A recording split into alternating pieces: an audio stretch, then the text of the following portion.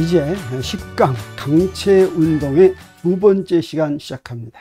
우리 지난 첫 번째 시간에서는 무엇을 배웠습니까? 강체의 자유도에 대해서 배웠죠. 강체의 자유도란 강체를, 크기를 갖는 물체를 공중에서 마음대로 움직이게 했을 때 그것의 위치를 기술할 수 있는 좌표의 수가 몇 개가 필요하냐, 서로 독립적인 좌표의 수가 몇 개가 필요하냐라고 하는 거였죠. 그래서 강체의 자유도가 몇이었습니까? 6개였습니다. 그 중에서 3개는 병시운동을 표시하는 데 사용이 되고, 나머지 3개는 강체의 회전운동을 설명하는 데 이용한다고 했죠. 오늘 두 번째 시간에는 단진자를 공부합니다. 단진자가 강체 운동을 적용하는데 가장 간단한 시스템이라고 할 수가 있습니다. 이 단진자 얘기를 하면 또 무슨 생각이 나냐면 진자의 등시성 생각이 나죠. 진자의 등시성이란 진자가 있는데 그 진자가 한번 흔들거리는 시간이 이게 일정하다. 진폭에 관계없이 많이 흔들거리거나 조금 흔들거리거나 한번 왔다 갔다 하는 주기가 일정하다라고 하는 게 진자의 등시성이고, 진자의 등시성 하면 바로 또 이 사람이 생각납니다. 누굽니까? 갈릴레오죠. 갈릴레오는 17세기 사람인데 이때 이미 이제 진자의 등시성을 발견했습니다. 우연히 발견했다고 하는 이야기가 전해옵니다. 이것은 이제 교회, 당시 옛날 그 성당이죠. 캐서릭 교회에 있는 샹들리에인데, 이 샹들리에가 이제 바람이 불면 흔들립니다. 오늘날엔 여기에 조그만 이 전구들이 이렇게 켜져 있지만, 옛날 교회는 여기에 뭐가 꽂혀 있었냐면 큰 촛대가 꽂혀 있었습니다. 그래서 약간의 바람만 불어도 이게 상당히 흔들거렸어요. 그런데 갈릴레오가 이걸 가만히 보니까 아주 재밌었습니다. 이 흔들거리는 시간을 무엇으로 측정했겠습니까? 당시에는 뭐 갖고 다니는 시계가 있지는 않았지요. 이 맥박으로 측정합니다. 그런데 이 샹들리에가 조금 흔들거려서 한번 왔다 갔다 하는 시간하고 많이 흔들거려서 왔다 갔다 하는 시간이 같다고 하는 걸 발견했는데, 이게 바로 진자의 등시성이라고 하는 것입니다. 그래서 이때 이제 우연히 발견했고, 이 진자의 등시성을 만족하는 그런 진자를 무엇이라고 하냐면 단진자라고 부릅니다. 이 단진자는 이렇게 생겼습니다. 단진자는 줄에다가 추를 매다는 것인데, 이때 단진자라고 이야기하려면 어떤 조건을 만족해야지 되냐면, 이 줄에 길이가 L인 줄의 질량을 무시할 수가 있어야 됩니다. 질량이 0이라고 생각하고 거기에 질량이 M인 추를 이렇게 매달았습니다. 이것을 강체라고 하는 이유는 바로 뭐냐면, 이 질량 추와 줄까지를 합해서 하나의 강체라고 이렇게 생각하는 것입니다. 그런데 이 단진자가 아까 갈릴레오가 발견한 진자의 등시성을 만족하려면 어떤 조건이 만족이 돼야 되냐면, 진자가 흔들린 각 세타가 작아야 됩니다. 사실은 작아서 작은 이 범위 안에서 이 흔들거리는 정도에 따라서 이제 그 주기가 같다라고 하는 것입니다. 어느 정도로 작아야 되냐면 사인 세타를 세타라고 놓을 수 있을 정도로 작아야 됩니다. 그러면 뉴턴의 운동 방정식으로 이걸 풀 것 같으면 그러면 진자의 등시성이 성립한다라고 하는 것을 증명할 수가 있습니다. 뉴턴의 운동 방정식을 적용하기 위해서 먼저 이 진자의 추에 작용하는 힘을 구해 보기로 하겠습니다. 힘에는 어떤 힘이 있겠습니까? 당연히 중력이 있어야 되죠. 중력은 mg입니다. 그리고 mg는 어디로 작용합니까? 아랫방향으로 작용하죠. 그리고 또 뭐가 있습니까? 만약에 중력만 작용한다면 밑으로 떨어지겠지만 여기 줄이 있기 때문에 떨어지지 못하죠. 그래서 이 줄이 잡아다니는 장력이 작용합니다. 이 장력은 줄의 방향으로 이렇게 작용합니다. 그러면 이런 문제를 뉴턴의 운동 방정식으로 풀면 우리가 구할 수가 있는 게 바로 무엇이냐면 회전각 세타, 이 진자 L이, 줄 L이 이 연직선하고 만드는 각이죠. 이 회전각 세타를 시간 t 함수로 구하는 것이 목표이고, 이때 이제 진자의 등시성 만족하게 하려면 아까 얘기하는 것처럼 사인 세타가 세타로 놓을 수 있어야 된다고 그랬죠. 그러면 그때 나오는 풀이를 우리 무엇이라고 얘기하냐면 단순 조화 진동이라고 하는데, 우리 단순 조화 진동이라고 하는 것은 나중에 진동을 배울 때 더 자세히 공부하게 됩니다. 그러면 이 문제는 우리가 두 가지 방법으로 풀 수가 있습니다. 앞에서 이제 크기를 갖는 물체의 운동은 병시 운동과 회전운동 두 개로 나눌 수가 있었는데 병진운동식과 회전운동식이 따로따로 있었죠. 단 병진운동식을 갖다가 번역을 해가지고 회전운동식으로 만들 수가 있었습니다. 자, 이런 진자의 경우에는 특별히 병진운동과 회전운동 두 가지로 다 풀 수가 있습니다. 그래서 먼저 병진운동으로 푸는 방법을 한번 보기로 하겠습니다. 병진운동으로 푸는 방법을 보려면 어떻게 해야 됩니까? 맨 먼저 기준계를 정해야 되죠. 그래서 기준계를 하나 정했습니다. 우리 X축을 아래로 내려오는 방향으로 정하고 Y축을 저 오른쪽으로 가는 방향으로 정했습니다. 이렇게 정한 이유는 저 세타를 우리가 극좌표계를 이용하려고 합니다. 세타가 X축에서 Y축 방향으로 가는 각이 이게 극좌표계에서 세타죠. 그러면 뉴턴의 운동방정식을 딱 쓸 것 같으면 이렇게 되는데 이 뉴턴의 운동방정식을 무엇으로 표현하냐면 이 회전운동이니까 극좌표계를 표현하는 게 좋겠습니다. 그래서 극좌표계를 이용해서 표현하도록 하겠습니다.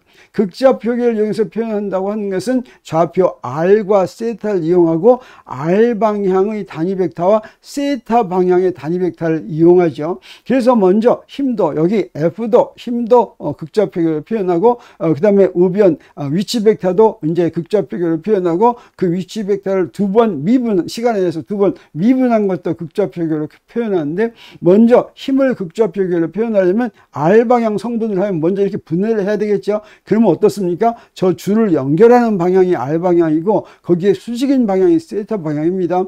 그래서 mg를 이 극좌표계의 R 방향과 세타 방향으로 분해하면 R 방향은 mg 코사인 세타가 되고 이제 이 거기에 수직인 이 각 방향 세타 방향은 mg 사인 세타가 되죠. 여기서 mg 코사인 세타, mg 사인 세타 이렇게 됩니다. 그래서 F를 어떻게 쓸 수가 있냐면 이 F에는 중력과 장력을 전부 집어넣어야 되니까 그 R방향 성분에는 요 mg 코사인 세타가 있고 그 다음에 t가 있죠. 그래서 F를 이렇게 쓸 수가 있습니다. R방향의 성분은 mg 코사인 세타고 t는 장력은 R방향과 R 햇방향과 반대 방향이니까 마이너스 t 이렇게 되겠어요. 그리고 mg 사인 세타도 어떻습니까? 세타 방향은 세타 햇방향은 세타가 증가하는 방향이죠. 근데 이 세타 방향은 세타가 감소하는 방향이니까 여기 마이너스 mg 사인 세타 세타 햇 이렇게 썼습니다. 그리고 dt 제곱분의 d 제곱 r 다시 말하면 가속도를 극좌표계로 표현한 거 우리가 앞에서 잘했죠. 우리가 4강에서 했습니까? 우리 많이 했죠. 그래서 우리 금방 압니다. 그래서 R 방향 성분은 R 더블 덧 R을 시간에 대해서 두 번 미분한 것이죠. 빼기 R 세타도 제곱이었습니다. 그리고 세타 방향의 성분은 이 R 덧 세타 덧 더하기 R 세타 더블 덧이었어요. 근데 여기에 이제 구속 조건이 있습니다. 구속 조건은 바로 뭐냐면 변하지 않는 조건이죠. 그게 바로 뭡니까? 반지름 R이 안 변해야 되죠. 이게 R이 L이니까 R 덧은 뭐가 됩니까? 0이 되고 R 더블 덧도 뭐가 됩니까? 0이 되죠. 그래서 여기서 R 덧과 R 더블 덧은 0을 대입하고 R에다가는 L 대입할 겁니다. 그러면 R 햇방향 성분 방정식은 어떻게 되냐면 여기서 R 햇방향 F니까 요 앞에 것만 씁니다. 그래서 여기 mg 코사인 세타 마이너스 t는 하고서 여기 우변 여기다가 R 방향 여기다가 m을 곱하면 되죠. 근데 R 더블 덧은 제로니까 마이너스 ml 세타 덧제곱 이렇게 됐어요. 이게 이제 일식입니다. 그리고 세타 성분 방정식은 어떻게 됩니까? 세타 성분 방정식은 여기서 요거 갖다 쓰면 되겠어요. 그래서 마이너스 mg 사인 세타 하고서 여기서 세타 방향 보니까 여기서 요 첫 번장은 0이 되고 두 번장은 L 세타 더블 덧 이렇게 되죠. 그래서 ml 세타 더블 덧 이래서 두 개의 식이 됐습니다. 이 두 개의 식을 우리가 이제 풀어야 되는데요.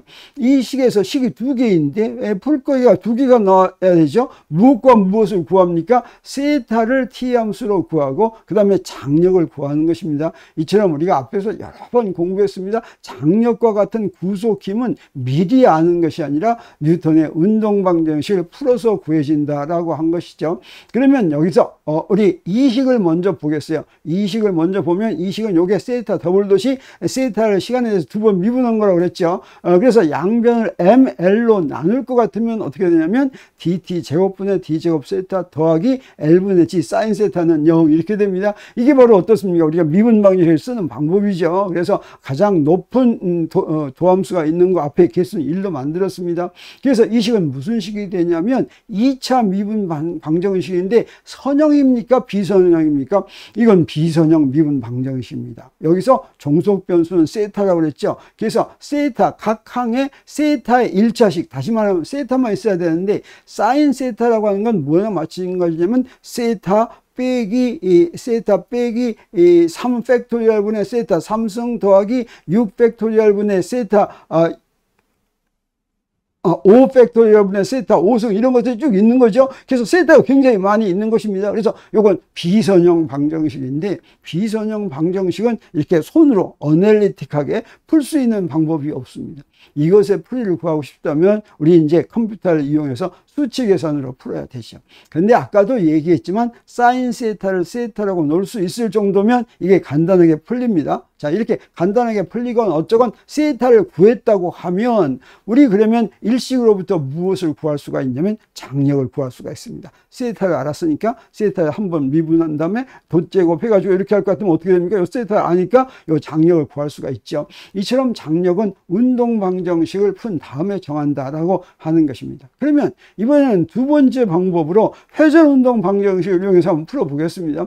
회전운동 방정식을 풀기 위해서는 먼저 무엇을 정해야 됩니까? 회전축을 정해야지 되죠. 그래서 회전축은 보니까 어디입니까? 저기죠. 저 줄이 천장에 고정된 그 점이죠. 그래서 5점, 이 5점을 지나는 회전축인데 수평 방향으로 이렇게 지나는 축이 이게 이제 회전축이 되겠습니다. 그리고 기준계를 정하는데 이때 기준계는 회전축이 고정되어 있으면 이 기준계는 뭐냐면 한쪽 방향을 플러스라고 나머지 방향을 마이너스로 정하면 되죠. 그래서 우리가 플러스 방향을 정하면 되는데 여기서는 무엇을 플러스 방향으로 정하는 게 좋겠습니까? 네, 여기서 이렇게 반시계 방향으로 우리 처음부터 X축하고 Y축을 이렇게 정했으니까 이 반시계 방향으로 도는 쪽을 플러스 방향으로 하면 되겠습니다. 이렇게 정하면 그러면 먼저 이제 무엇을 구해야 되겠습니까? 추에 작용하는 힘에 의한 토크를 구해야 되겠죠. 그래서 여기 힘 두 개가 있는데 그 토크를 구할 것 같으면 먼저 중력에 의한 토크는 어떻게 됩니까? 토크는 어떻게 구합니까? 힘의 크기 곱하기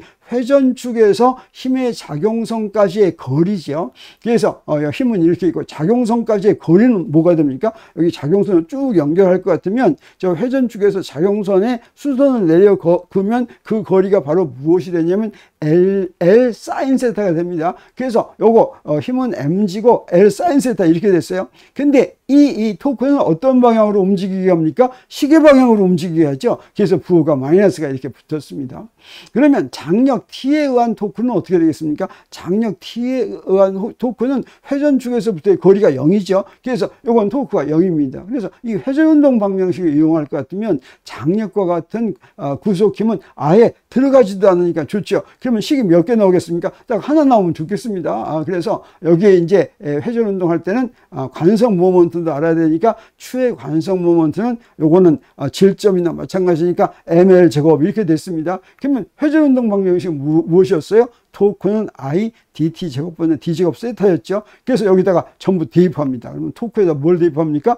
마이너스 mgl 사인 세타. 그 다음에 여기 i는 ml 제곱 dt 제곱분의 d 제곱 세타 이렇게 이제 한 다음에 양변을 ml 제곱으로 나눴더니 뭐가 됩니까? 네, 아까하고 똑같은 식이 나왔죠. 병지운동에서 구한 식하고 똑같이 나왔습니다. 그러면 이제 이 사인 세타를 세타로 넣어야 되는데 그렇게 한 것이 무엇 때문이냐면 우리 이것을 갖다가 이제 테일러 전개로 전개하는 거 우리가 앞에서 배웠습니다. 그래서 우리 3강에서 배운 걸 여기서 잠깐 볼 것 같으면 우리 지수함수를 이제 급수 전개를 할 것 같으면 이건 테일러 급수로 전개하는 것입니다. 1 더하기 x 더하기 2 팩토리얼 분의 1 x 제곱 이런 식으로 전개할 수가 있고 그 다음에 또 무엇도 전개할 수 있습니까? 코사인 x는 이렇게 전개하고 또 사인 x는 또 이렇게 전개하고 이렇게 전개할 수가 있죠. 그래서 x가 만약에 작다면 이 식은 이 전개식은 x가 어떤 값이든지 다 성립하는 전개식입니다. 그런데 만약에 x가 작다면 어떻게 됩니까? x가 작다면 x가 작은데 x 제곱은 훨씬 더 작죠. 그래서 x 제곱부터는 무시할 수가 있는데 코사인 x와 사인 x는 어떻게 됩니까? 여기 x가 있으면 x 3승이죠. 이건 정말 무시할 수가 있습니다. 그래서 우리 어떻게 놓을 수가 있냐면 근사식으로 x가 작다면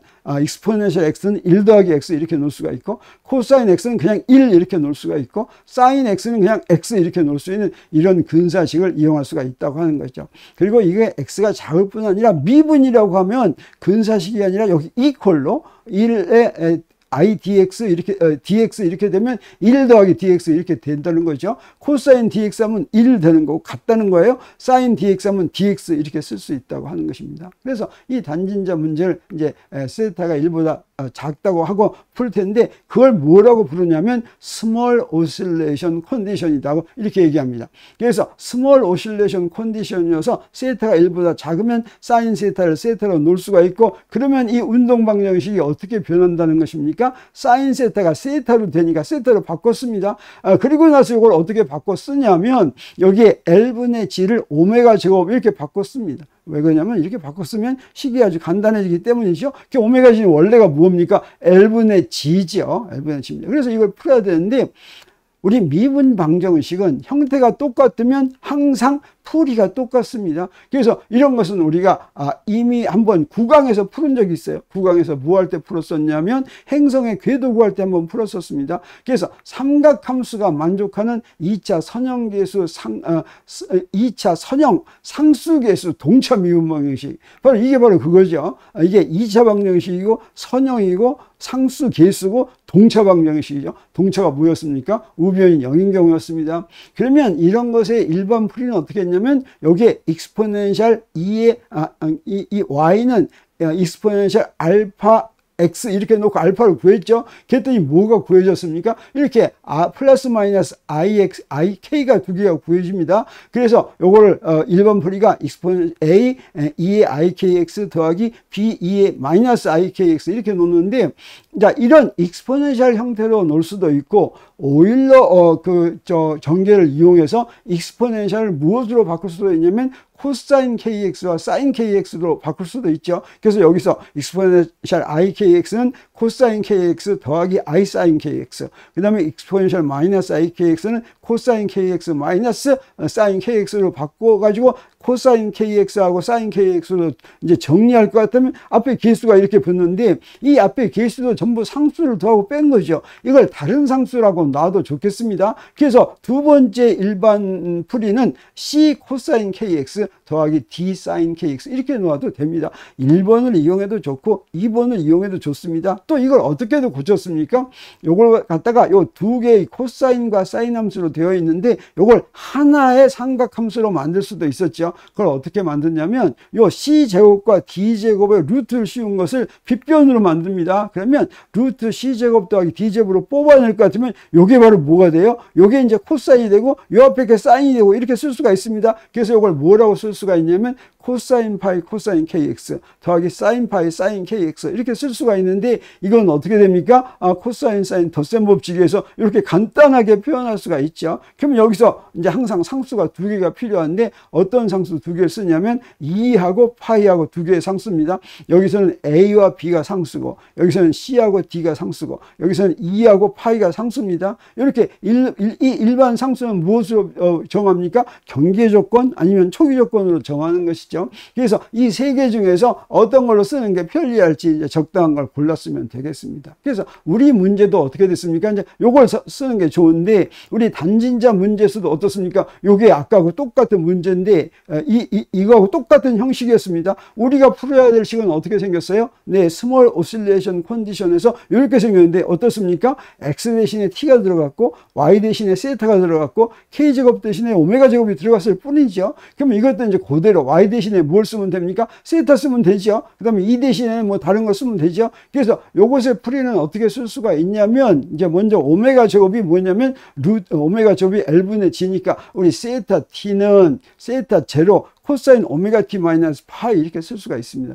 요걸 뭐라고 부르냐면 이렇게 주어진 거. 다시 말하면 진동을 하고 있는데 그 진동하는 모습이 진동하는 변이라고 얘기합니다. 이 진동하는 변이가 시간에 대해서 사인 함수 또는 코사인 함수로 표현되도록 진동하는 것을 무엇이라고 부르냐면 단순 조화 진동이라고 부르는데, 이건 아까 얘기했지만 우리가 나중에 이제 더 자세하게 배웁니다. 그러면 이때 단진자의 주기 t를 어떻게 구하느냐? 여기 코사인 함수니까 코사인 함수의 주기는 얼마입니까? 2파이죠. 근데 여기 t 대신에 스몰 t에다가 주기를 대입할 것 같으면 그게 바로 뭐가 된다는 뜻이에요? 코사인 함수의 주기가 된다는 뜻입니다. 그래서 여기 오메가에다 오메가 t가 2파이가 된다라고 하는 데서부터 우리 주기를 구할 수 있습니다. 그래서 주기는 오메가분의 2파이가 되고, 이 오메가는 우리 여기서 구한 것이니까 이거는 2파이 루트 g분의 L 이렇게 되는 게 되겠습니다. 이렇게 해서 단진자 문제를 풀었습니다. 이게 단진자 문제나 또는 단순 조화 진동하는 것들은 무엇을 구하는 게